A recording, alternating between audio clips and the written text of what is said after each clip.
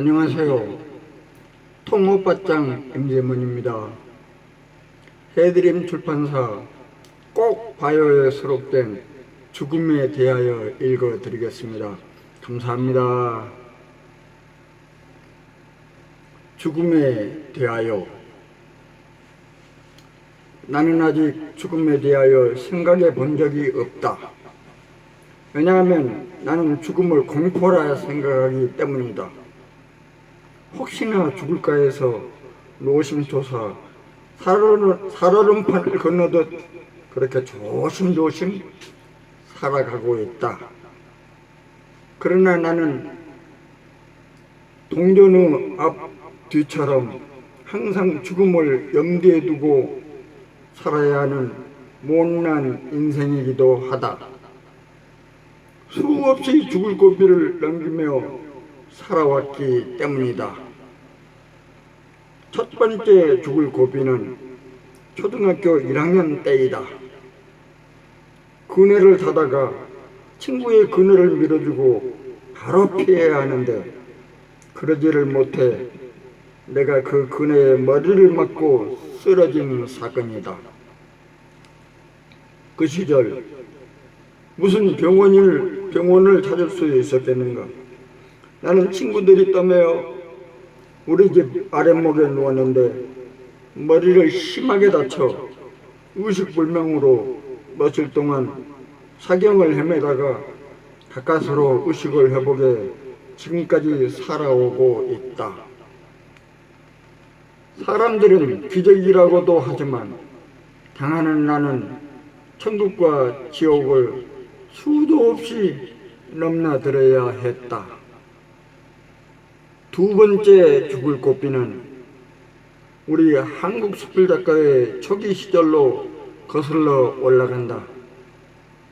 전남 광주교도소에 몸담고 있을 무렵 1988년도 이야기다. 1988년 우리나라 올림픽을 할 무렵이기 때문이다. 무대는 경기도 양평 산길의 목장이다.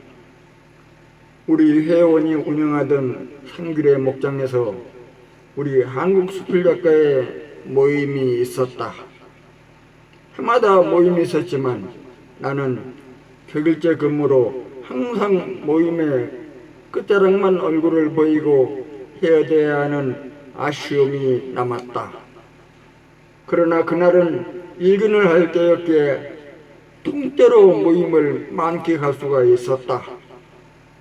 거기에다 5월 초였던가 아카시아 향기와 밤꽃 향기가 어울려 사람의 애간장을 다 녹이는 데다가 작고하신 서정범 교수님께서도 돌아가시기 전에 참석하시고 모닥불 피워놓고 하는 행사가 얼마나 나를 사로잡아 봤는지 지금도 나는 그날을 잊을 수가 없다.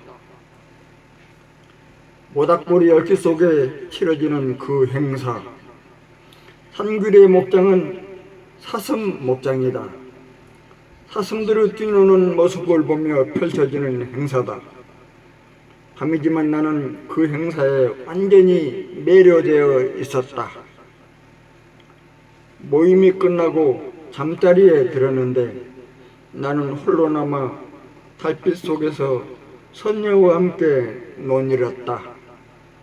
빨간 양주 한 병을 손에 들고 안주는 이제 막 따온 오이로 하고 선녀는 나를 한없이 유혹하였다.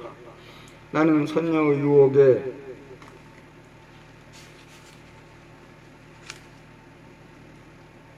못 이겨 그네를 따라 한없이 그네의 품속으로 아방궁으로 끌려가고 말았다.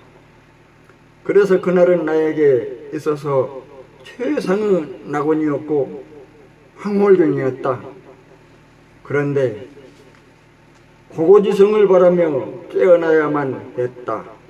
아니, 난 그대로가 좋았는데 나를 흔들어 깨우는 우리 회원들 때문에 나는 이렇게 건지하게 제2의 삶을 사는 것이다. 내가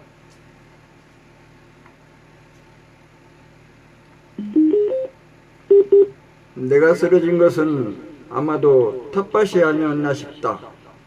우리 한국 수필 작가의 회원 중 최초 등단하신 여성 선배님이 화장실 가다가 쓰러진 나를 발견했다. 그냥 땀에 병원으로 가자는 의견도 있었는데 부산에서 한의원을 운영하시는 여성 회원님께서 가다가 사망할 거라는 진단으로 현장에서 응급 처방이 시행되었다. 중국에서 가져온 우황 청심환도 먹이고 온몸을 주물러서 깨어나게 했다는데 나는 그분의 은혜를 지금까지도 잊을 수가 없다. 그래서 우리 한국 수필 작가를 떠날 수가 없다. 세 번째 죽을 꽃비는 춘천교도소 초창기 근무 시절이다. 그때는 호피석에 반해서 격일제 근무를 하는 나는 비번 날마다 가평으로, 신동 배타로, 소양강 하루로 아니면 강촌으로 호피석을 찾아다니고 있을 무렵이다. 그날은 비가 오는데 호피석 중에서도 산수경석을 주워서 등에 짊어지고 집에 돌아와 몸살을 앓아야 했다. 아내는 병원에 가라고 했지만 나는 우리 춘천교도소 의무과에서 처방한 감기약으로 버티려고 맘먹고 꼼짝하지 않고 누워 있었다. 그런데 타도가 없고 열병을 앓고 있는 나를 아내가 병원으로 끌고 가다시피 해서 춘천병원 영상의학과에서 엑스레이를 촬영했는데 나를 부르는 것이 아니라 보호자를 부르는 것이 아닌가? 잔뜩 겁에 질린 아내한테 의사가 하는 말, 지금 폐렴이 심각하니 빨리 큰 병원으로 가지 않으면 생명이 이독하다는 것이다. 부랴부랴 춘천에 있는 대학병원에 입원했는데 열이 40도를 계속 유지하며 사흘을 넘겨야 했다. 의식을 잃고 헛소리를 하고 밤새 앓아야 했다. 어쩌다가 깨어나 보면 온몸이 얼음주머니로 덮여 있었다. 의사도 그 원인을 모르는 병이란다. 내 옆에 나이 많은 할아버지께서 나와 같은 증상으로 입원해 있었는데 바로 하늘나라로 가셨다. 그렇게 삶과 죽음의 갈림길에서 깨어나 나는 12일 정도 입원한 후에야 집으로 돌아왔는데 그 후유증으로 두 눈이 쌍꺼풀이 될 정도로 바짝 말라 있어야 했다. 네 번째 죽을 꽃비는 내가 중이염을 앓고 있을 때다. 개인 병원을 전전하며 치료해도 효과를 보지 못해 머리가 어지럽고 심한 통증으로 대학병원에 갔었는데 그날 오지 않았으면 생명이 이룩할 뻔했다는 것이 아닌가. 그날이 식목일 공휴일이는데도 수술 날짜를 잡아 4월 6일 가까스로 귀수술을 해서 죽음을 모면할 수가 있었다.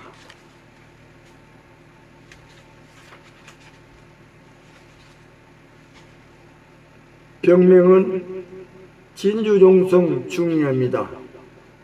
악성 종양으로 뼈와 살을 다 갉아먹는 무서운 병이었다. 내가 병원을 찾았을 때는 이미 귓속을 다 먹어치우고 뇌를 향해 치닫고 있었다. 그러니까 일기일발의 순간에 큰 수술을 한 것이다. 보통은 1시간 정도 수술을 한다는데 나는 워낙 심한 대수술이어서 무려 8시간에 걸쳐 수술이 진행되었고 밖에서 기다리는 아내는 장례 절차를 논의할 정도로 내 생명을 포기한 채 두 눈이 토끼 눈이 되도록 울음을 토해내야만 했다. 수술은 잘 되어 생명을 건졌는데 한쪽 귀의 청력을 잃어야 했다.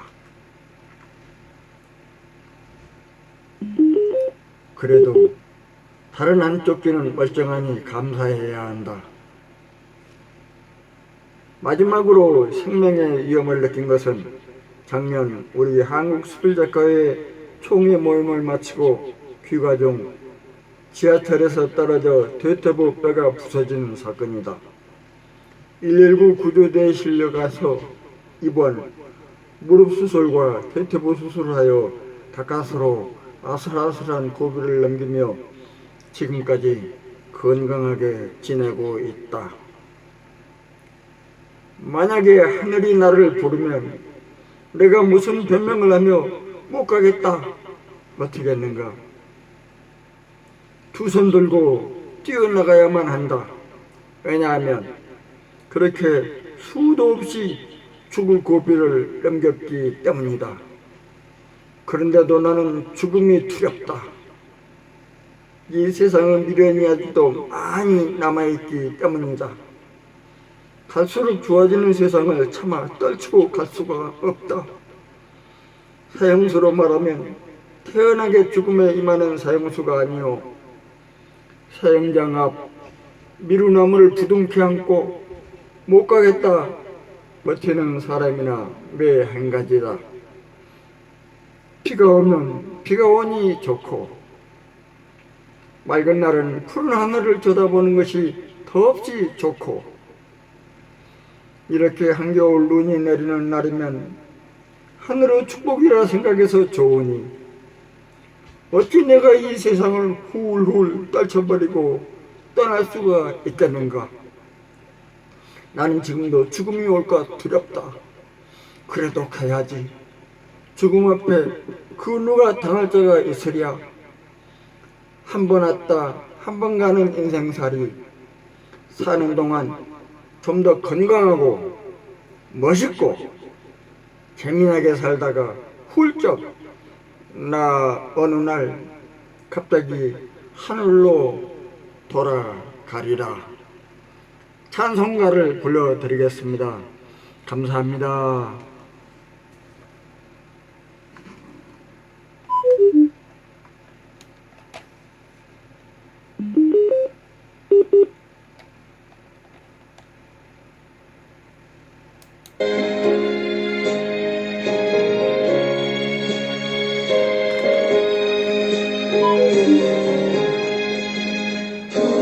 구름바다 나선이 몸 어디든지 가오리다.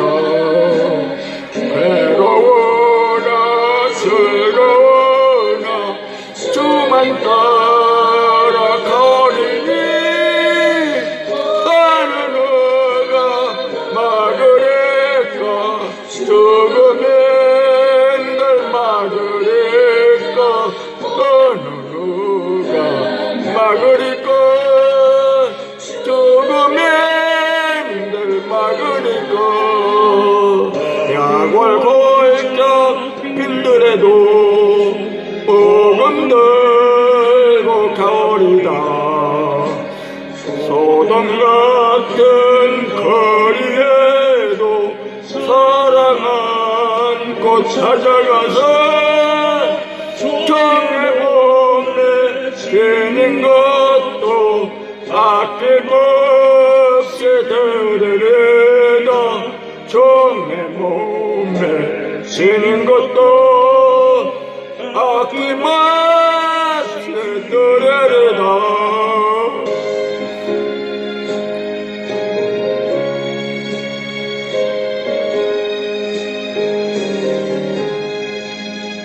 존귀 영광 모든 권세 주님을로 받으소서.